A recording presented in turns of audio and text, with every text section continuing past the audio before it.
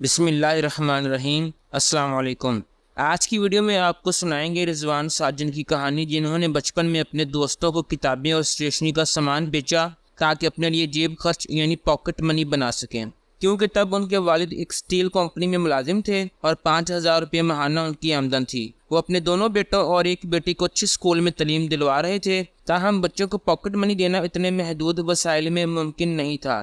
چنانچہ رضوان ساجن نے اپنے والد سے اسکول سے چھٹیوں کے دوران 1,000 روپے ادھار مانگے اور اس سے دوستوں کو فروخت کرنے کے لیے چند بکس اور اسٹیشنری کا سامان خریدا اور اس چھوٹے سے بزنس کے دوران اپنے لیے 200 روپے کما لیے۔ دیوالی کے موقع پر پٹاخے بیچ کر پاکٹ منی بنائی اور جن دنوں میں کوئی تہوار نہیں تھا تب دودھ سپلائی کرنے والے کی نوکری بھی کر لی، جس سے 125 روپے ماہوار ملے۔ تاہم ایک دن سائیکل سے دودھ گر گیا اور دودھ کی کمی کو پورا کرنے کے لیے رضوان نے پانی کی ملاوٹ کی اور دودھ گھروں میں پہنچا دیا۔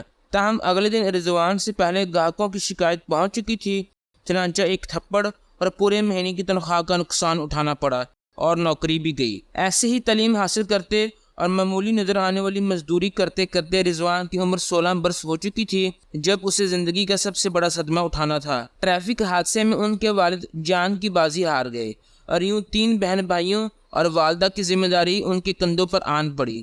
اسٹیل مل کا مالک اچھا آدمی تھا، چنانچہ اس نے رضوان کو 2,000 کی نوکری دے دی اور والد کے اسٹیل مل میں 20 سال کی نوکری کی وجہ سے 3,000 روپے گریجویٹی فنڈ ملنے لگا۔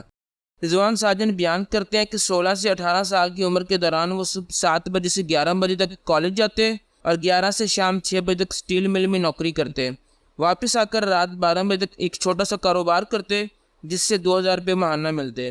یوں رضوان ساجن ماہانہ 7,000 روپے کمانے لگے اور گھر کا نظام چلتا رہا۔ چند ماہ بعد رضوان نے اپنے ایک انکل کو نوکری میں مدد کے لیے خط لکھا جو کویت میں کاروبار کرتے تھے، تاہم کم عمر ہونے کی وجہ سے انہوں نے مدد کرنے سے انکار کر دیا۔ البتہ رضوان ساجن بیان کرتے ہیں کہ جس دن وہ 18 برس کے ہوئے تو انہیں اپنے اسی انکل کی طرف سے خط موصول ہوا جس میں انہوں نے رضوان کو 150 کویتی دینار جو کہ 18,000 انڈین روپے بنتے تھے کے عوض نوکری دلوا دی۔ چنانچہ اپنی والدہ سے اجازت لے کر محض 18 سال کی عمر میں رضوان ساجن اپنی قسمت سنوارنے بھارت سے کویت جا پہنچے، جہاں پہلے 6 ماہ انہوں نے اپنے چچا سے کاروباری اسرار و رموز سیکھے اور بعد ازاں سیلز مینیجر کی جاب کے دوران نوکری اور کمیشن کی مد میں 1,000 کویتی دینار تک کمائے۔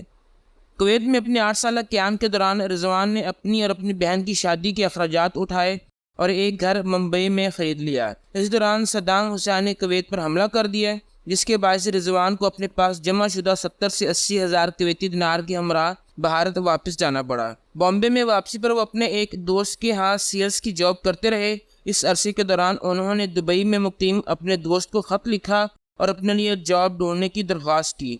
چنانچہ رضوان اپنی بیوی کے ہمراہ دبئی آ گئے، جہاں دونوں نے ملازمت اختیار کر لی۔ دونوں میاں بیوی نے کچھ رقم جمع کر لی اور کاروبار کا آغاز کرنے کے بارے میں سوچ رہے تھے۔ صدام حسین کویت سے قبضہ ختم کر کے جا چکا تھا، البتہ کویت مکمل طور پر تباہ ہو چکا تھا اور وہاں تعمیرات کے لیے تمام میٹیریل دبئی سے جا رہا تھا۔ رضوان نے اس لمحے کو اپرچونٹی سمجھا اور موقع ضائع کیے بغیر ہسبینڈ اور وائف پر مشتمل 2 افراد کی ایک کمپنی بنا لی جس کا نام ڈینوبے رکھا۔ یہ کمپنی تعمیراتی مٹیریل کے لیے بطور بروکریج فرم کام کرتی تھی۔ 1 سال بطور کمیشن ایجنٹ پیسہ کمانے کے بعد رضوان نے اپنی کمپنی کو ٹریڈنگ کے شعبے میں اتارا۔ اس سے پہلے کمپنی تعمیراتی مٹیریلز کے خریدار اور فروخت کرنے والے کی ڈیل کرواتی تھی اور اسے 2% کمیشن بطور معاوضہ حاصل ہوتا۔ تاہم 8 سال کویت اور 2 سال UAE میں کام کے ایکسپیرینس اور کنیکشنز کی بدولت رضوان ساجن اپنی کریڈیبلٹی مستحکم کر چکے تھے۔ چنانچہ انہوں نے مختلف کمپنی اور دوستوں سے حتیٰ کہ بینک سے قرضہ لے کر بلڈنگ مٹیریل خریدا اور پھر اسے اپنے نام سے خود بیچنا شروع کر دیا۔ اس سے انہیں بہت منافع حاصل ہوا۔ وہ کمپنی جو صرف 1 سے 2% کمیشن کماتی تھی اب 10 سے 15% منافع کمانے لگی۔ 29 سال بعد رضوان ساجن اور ان کی وائف پر مشتمل 2 افراد پر یہ کمپنی اب 3600 سے زائد ملازمین کے ساتھ دنیا کے 10 سے زائد ممالک کے 50 مختلف شہروں میں کاروباری ترقیاں سمیٹ رہی ہے۔ اور وہ رضوان ساجن جو 12 سال کی عمر میں کتابیں اور اسٹیشنری سے 200 روپے، 16 سال کی عمر میں گھر چلانے کے لیے صبح 7 سے رات 12 بجے تک 7,000 روپے کی ماہانہ کماتے تھے، آج ان کی نیٹ ورتھ 18,000 کروڑ روپے سے بھی زائد ہے اور وہ UAE میں مقیم بھارتی بزنس مینوں کی فہرست میں 7ویں نمبر پر آتے ہیں۔ آج کی دنیا میں ایک شخص کے لیے صرف ایک ذاتی گھر بنانا ہی کتنا مشکل ہے، رضوان ساجن کی کمپنی ڈنوبے نے صرف دبئی میں 15,000 گھر بنا کر فروخت کیے۔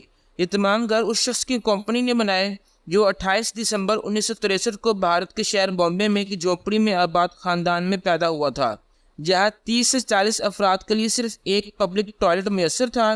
بعد میں ڈسکاؤنٹ پرائس پر ایک سرکاری اسکیم میں ان کے والد کو اپنا گھر ملا تھا، اور آج یہ شخص بھارت کے ٹاپ 100 بزنس مینوں میں شمار ہوتا ہے۔ رضوان ساجن نے محنت، مواقع کا بھرپور استعمال اور اپنے تجربے کو بروئے کار لاتے ہوئے کیلکولیٹڈ رسک لے کر بزنس کو نئی منزلوں تک پہنچایا۔ آج کے نوجوانوں کے لیے رضوان ساجن جیتی جاگتی زندہ مثال موجود ہیں۔ ممکن ہے کہ وہ خوش نصیب ہوں، تاہم اس میں کوئی شک نہیں کہ وہ ایک محنتی اور عاجز انسان ہے۔ امید ہے آپ کو آج کی ویڈیو پسند آئی ہوگی۔ ویڈیو کو لائک اور چینل کو سبسکرائب ضرور کریں۔ شکریہ۔